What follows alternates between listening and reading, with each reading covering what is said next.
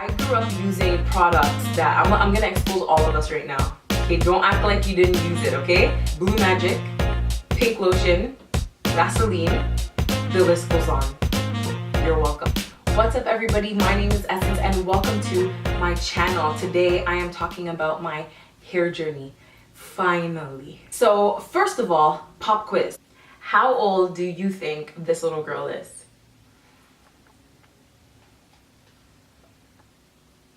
Did you answer yet? Comment down below right now with how old you think I am in this picture. Right now. Pause the video. Don't wait till the end. Comment down below right now with how old you think I am in this picture. Okay. So, my mom started relaxing my hair when I was, drum roll please, 5. This little girl in this picture,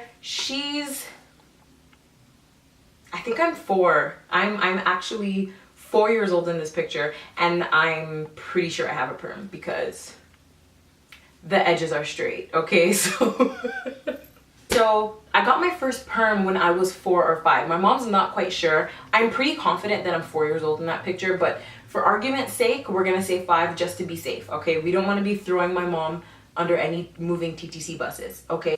So my mom, she never grew up, you know, dealing with her own natural hair. She got a jerry curl when she was a teenager, and then she got a perm. So she's also had chemically treated hair since she was really young.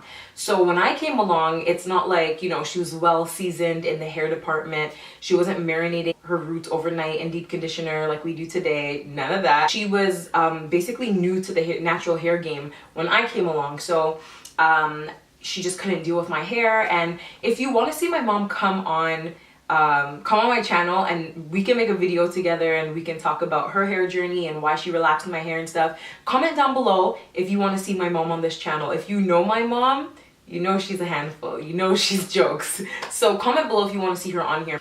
So she relaxed my hair, and you know, that was just manageable to her. And also back then, like, everyone was perming their hair. Everybody was relaxing their hair. It was normal. It was like, if you didn't have a relaxer, you were an anomaly. And now it's like the other way around. If you have a relaxer, you're like the black sheep. No pun intended.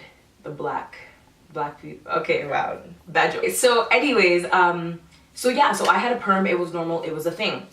So some people may not know what a relaxer is. You're asking yourself, what is a relaxer and why do people get relaxers? A relaxer is basically a chemical that straightens naturally curly hair. So relaxer, like relaxing the curl pattern. The way that I like to explain it is basically like, let's say for example, you were a natural brunette, okay? You've had brown hair since birth, and you decide that you want to bleach your hair blonde. You want to be a blonde. New makeover. So you bleach your hair blonde, and as your brown hair starts to grow in, you start to see, okay, the brown roots are coming in and the rest of your hair is blonde. So what do? You get a touch-up. So in order for your brown hair to match your new blonde hair, you have to, you know, chemically dye it again, bleach it again so that it can blend with the rest of your hair. So that's pretty much what a relaxer is, except for curly hair. You straighten your whole hair with chemicals, it's bone straight, and then once your curly roots start to come in, you know, there's a discrepancy between your curly roots and then your bone straight hair. Not to mention it looks really weird.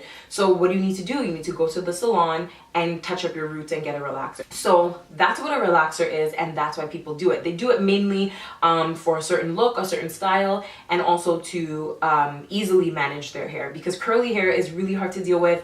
Not only if you're just black, any culture, anyone who has naturally curly hair, you know that it's a lot to deal with, which is why a lot of people, they straighten their hair and they just wear it straight for as long as they can, so that way they can just get up and go. So that's what relaxed hair is. That's why people do it. And I got my first relaxer when I was 5, just for me, kitty perm. If you know, you know. Okay, if you know, you know. I remember they had like a little cassette in the box and it had like kids music on it. I don't know if anyone else, if you remember that, or if you know, thumbs up this video or comment below if you remember that. So I remember going and getting my hair done and getting relaxers. So that was normal for me. That's what I did. And fast forward to now high school, I'm doing my hair by myself, obviously. And so in comes like playing sports. My high school, we had a pool, so for gym class we'd go in the pool sometimes, and so chlorine and all that stuff. Now mind you, I grew up using products that I'm gonna expose all of us right now. Okay, don't act like you didn't use it, okay? Blue Magic, Pink Lotion, Vaseline, the list goes on. You're welcome. Okay, we all use those products, right? So I grew up using that in my hair because if it gave your hair shine, then it looked like your hair was good. People used to say dirty hair grows. It's up for debate. Some people still say that. What I think is that dirty hair grows is because you're not manipulating it, you're not in your hair, you're just letting it be. And so I would twist it and say low manipulated hair grows. See. And so I'm not taking care of my hair in any way, shape, or form. I wasn't taking care of it before I was doing all of that stuff. So, you know, add all of like the salt from the sweat, the chlorine from the pool, and just like, you know, regular manipulation and stuff like that. Like, it's not a good look. I would always go with my mom to get a relaxer. So whenever my mom would go, I would go. Now, my mom, she doesn't deal with roots. She doesn't deal with the puff puff. None of that. So as soon as her hair starts to grow out, that's it. We're going to the salon. We're getting our hair done. So it could be 5 weeks, 6 weeks, 7 weeks. As soon as she would go, I would go, whether my hair was ready or not.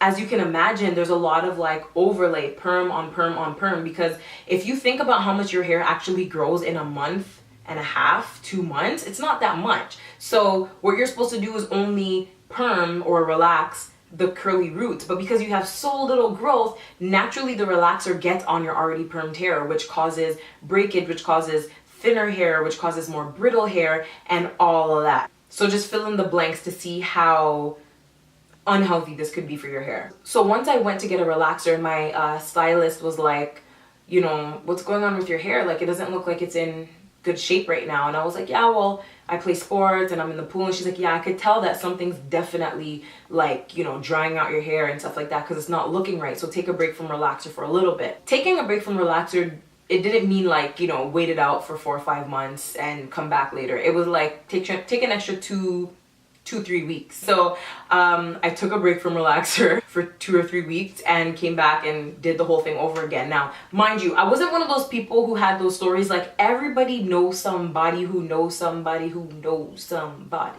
No, I'm joking. Everybody knows somebody who has that story that, oh, like my hair used to be like down here. You see where it is? My hair used to be this long. But then I got a relaxer and now my hair's like here. I wasn't one of those people. I was not one of those people. Relaxer was good to me, okay? We had a mutual understanding. We were good to each other. The hair was growing, length was being retained. It was a good thing, okay? So I don't have that testimony. I don't have that story that relaxer chopped up my hair. Now the upside with going to the salon so often with my mom is that my hair was being treated by, you know, an actual hairdresser. So she would give me treatments, deep conditions, all of that kind of stuff. We would even go to the salon to get our hair washed. So we were at the salon every 2 weeks. This is why the hairstylist today is my mom's best friend. I call her my aunt because like if you're there so often, you already know. Anyways, my hair was fine. Like it didn't get chopped up. It wasn't dropping out. None of that stuff. Now, some people say that like black people's hair doesn't grow. Oh, black people can't grow your hair. It's always short. That's not the case. Everybody's hair grows. Some people, their hair grows at a faster rate. Some people, their hair grows at a slower rate, all right? I know some people who are not black and their hair grows very, very slow. Ever since I've known them, their hair's been at the neck. I know some black people who their hair grows like wildflowers. Wildflower? Their hair grows like wildfire? Their hair grows really fast. Why do I not know? It's wildflower. No, wait, what? They're wild. Wow. Isn't it wildflower? Wildfires don't grow. Well, I guess. Their hair grows fast. So it really just depends on, you know, who you are and how fast your own hair grows. Now, the thing about black people, and I shouldn't only say black people, I'll say people of color or people with curly hair. The thing is that because the roots are so curly, the natural, I think it's called sebum, but the natural oils from the scalp, they have a harder time getting down the shaft of the hair because it's so curly, it's so tightly coiled, which means that the rest of the hair doesn't get the moisture that it needs unless you add it in. So with black hair, you have to take a lot of care of it. You have to be adding moisturizer in it. You have to be adding oils in it to retain that length, or else it's gonna break off because it's so brittle and dry. Now, the thing about people who have naturally straight hair is that Natural oils from the scalp, it's straight, it just comes back down. That's why a lot of people with straight hair will complain about having greasy hair and having to wash it so often, because the grease just comes down. So for them to grow their hair, it's not really too much of an issue because the natural oils keep it alive already. Unless they're bleaching it or doing other stuff to it, then it might start to die and get brittle. For them, they need to take oils out, and for us, we need to put oils in. Now, it's much easier to just wash your hair and go. It's much harder to be proactive and have to, you know, get your moisturizers, get your oils, and put stuff in it all the time. So what ends up happening is that as fast as your hair is growing is as fast as your hair is breaking off on the end. Just a little lesson, just a little hair education. So back to the story. I just ended up continuing doing what I thought was right, doing what I knew was right, putting products in my hair that I thought were normal. You wouldn't see me at like Shoppers Drug Mart picking up herbal essences or Dove. I'd be like, that's not for people of my skin tone. We don't use those products. I just did not know. Now I got a big thing of Dove conditioner in my bathroom downstairs because I'm a little bit more seasoned. So I just thought that there were some products for Black people and some products that were for others. Now that I know better, I just realized the stuff that we were putting in our hair back then was just horrible. I remember being on an engagement, my engagement shoot for, you know, with my husband, obviously. I was getting married. I remember there's this beautiful backlit photo of us and I'm laughing and he's laughing and it's like a nice candid moment, but my hair, that's when I looked at my hair and I was like, this is bad. This is bad. And people used to compliment me on my hair. I used to think my hair looked good, but once the sun was just shining through the lack of ends that I had, it was a problem, fam. It was choppy. It was like, it was not good. And if I can find the picture, I will humbly insert it here because it was bad. It just wasn't good. About a year after that, I started my healthy hair journey. So people on YouTube started to come up, you know, it was this thing, this healthy hair journey, and it wasn't even necessarily a natural hair journey because people weren't like jumping on the natural bandwagon at that time. It was just healthy hair. So I remember watching Charmaine 369, You Love Megs. There's another lady who was on here who was texlaxing her hair, and I don't remember what her name is right now. I was watching people on YouTube and I just saw, especially You Love Megs, her hair was down in her back and I was like, wow. I saw her roots, I saw what her natural texture was, and it's not like it was, you know, super different from mine. Like I could relate to her. So I was like, I'm gonna do this. I'm gonna go on a healthy hair journey. I want my hair to grow and to flourish. Not like I thought my hair was in a super horrible state before. Now looking back, I know that it was, but I wanted my hair to get longer, to grow, to be healthier. So what I used to do is I used to shampoo my hair, blow dry my hair, and straighten my hair every 2 weeks. And when I say shampoo my hair, I'm not talking about sulfate free, I'm not talking about co-wash, I'm not talking about Shea Moisture, I'm not talking about none of that, okay? I'm talking like any regular old shampoo that we had in the house. I was using that to wash my hair every 2 weeks. After that, I would rip my hair out, detangling it, ripping it out. Then I would blow dry it with whatever brush on the highest heat. Then on the highest heat again, I would straighten my hair with the straightener every single time. No heat protectant, fam.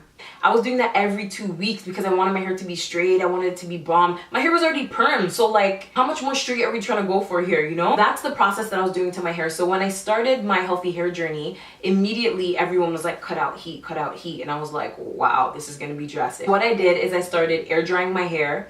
And I limited myself to only straightening my hair 1 time a month. So it kind of gave me something to look forward to as well. Like, I've been so good, I'm gonna only straighten it at this time. So I did that. I started moisturizing and sealing. I started baggying my ends. I started deep conditioning. I started doing scalp massages. Like, I was in it and my hair was flourishing. Like, just by washing my hair every week, just the stimulation on the scalp was just promoting hair growth. And not only was my hair growing a little bit more from my scalp, but I was keeping the ends that I had. It was good. So people started to notice, like, my hair was growing and flourishing. My hairdresser was like, whoa, what are you doing to your hair? Keep doing it. So it was good. It was good. Why would I go natural?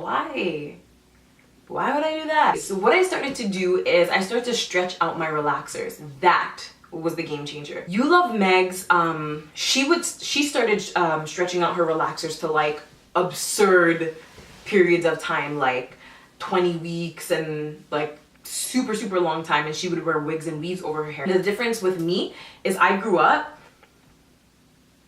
with these styles, okay? There was no braids. I I got my first set of box braids when I was 23 years old.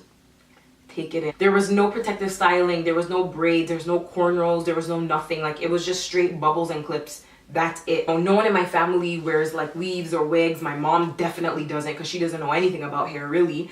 So it was just whatever you have on your head, you just deal with it, right? What I started to do is I just started to do buns.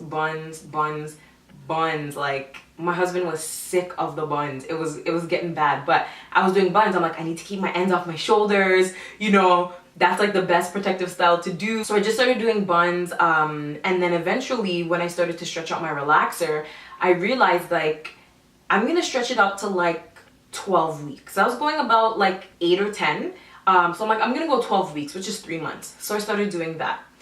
Then I'm like, okay, I'm gonna go to 14, 16 weeks. So I went to 14 weeks, I went to 16 weeks. And around 16 weeks is when I pumped the brakes, because it just became counterproductive to go so long without getting a relaxer while still having 2 textures in your hair. My hair was getting matted, it was like super dry, because I just couldn't like get to where I needed to get to add the moisture. It was breaking, it was shedding a lot, so I stopped it around 16 weeks. During that time, I started to see my new growth. I started to see what my actual curls look like, and I got curious, and I'm like, wow, like this is kind of cool. I wonder what my natural hair looks like. And then I was like, just relax it again. Mind you, again, my relaxed hair was thriving. It was fine. But as long as you're adding chemical in your hair, it's never going to be as healthy as just your raw, natural, untouched hair. I remember someone asked me one time, they were like, so if you have a daughter, like, you know, are you going to go natural? What are you going to tell her? Would you ever perm her hair? And I was like, no, I would never, ever perm my daughter's hair, like, ever. I just perm my hair because, you know, this is what I do. Like, it's just my thing. I just do it. It's my comfort, you know, it's normal. It's, you know, woe is me when I was 5. I just had like my excuses, which I think were valid, but I thought to myself, okay, so with my daughter, if I have one, like I have a son now, but I thought to myself, if I have a daughter, then it's gonna be like, okay, so do as I say, not as I do. So I was just like, I'll cross that bridge when I get there, but for now, we're going with relaxer. What I did is I stretched my hair out for that period of time, and then my hair started shedding. My hair just started shedding and breaking off, and I didn't really understand why. It could have been, you know, due to the fact that I started working longer hours, so I couldn't put in the time and the effort to take care of my hair, because like it's a lot to take care of. Natural hair and relaxed hair alike. Like, it's really a lot, especially if you're trying to keep it healthy. You're trying to be very diligent about moisturizing, deep conditioning, and all of that. Like, doing your hair is like a whole 24-hour day work. Like, you're not leaving the house when it's hair day. Like, you have to deep condition, you have to air dry, all of that stuff. So it's like, it's a long process. So I think because I didn't have time anymore as much as I used to, my hair starts to suffer a little bit. I'm thinking that's why. I'm not 100% sure, but my hair was just really like breaking off and stuff. So I decided I'm gonna take a break from relaxer for 6 months. And after that 6 months, I'm going to decide whether I want to continue and become a natural, or if I'm just gonna halt it right there and get a relaxer. I just want to give my hair a break, and I think that's good for everybody at some point in time. Just like, stop what you're doing, take a break from your hair, and just leave it. I did that, and I had like the whole system down. I'm like, okay, I already know I can stretch out my relaxers for like 3-4 months. That's soft. After that, I'm gonna get box braids slayed by Koo. You already know. Okay, if you know, you know. Then after that, I might have to deal with my hair for a couple weeks, and then I'm just gonna get braids again, and then that will take me to about 6 months. So I thought it was gonna be easy. It wasn't easy, okay? It was hard, because once you know, okay, like I'm about to get a relaxer next week or 2 weeks, it's different. But for me, it was a really long road. So I got to 6 months, and I thought to myself, I got this far. Like, I got this far. I can do it. Just go. What's the worst that can happen? I can transition to natural and then not like it and relax it again. Like, that's the worst that could happen. So I said, all right, I'm gonna do it. So I transitioned for a year. If you want to see a video on how I transitioned, what products I use, what I did, let me know. Comment below if you want to see a transition video. So I transitioned for a year, and then at the year mark, a little bit past the year mark, I big chopped my hair and I went natural. So that's my story. That's exactly what happened. How do I feel about my hair now? Like, I like it. It's different for me. It's really different, because again, like, going back to that 5-year-old girl, that's what I knew basically my whole life is straight hair. So you kind of form your identity and who you are around how you look, right? And so for me, putting on my hair in like a messy bun at the top, or having just like a long ponytail, or, you know, doing 2 braids, like I could do that. It was normal. But now it's like your style is kind of limited by your hair. So it's gonna be an interesting time trying to navigate and figure out what I'm gonna do with my natural hair, but I'm really excited. I watch a lot of natural hair videos, so I have a couple ideas, you know. That's my story. That's basically how I transitioned to natural. That's what happened. That's why I did it. If you enjoyed this video, make sure that you subscribe for the next one. Don't miss it, because there's a lot of crazy things that are gonna happen on this side of the camera, you know, dealing with my natural hair and trying to figure it all out. So come along on the journey with me. If you enjoyed this video, comment below, tell me you enjoyed it. If you have any ideas on what videos you want to see next, my mom coming on, how I transition, let me know. Other than that, thank you so much for watching, and I'll see you next time.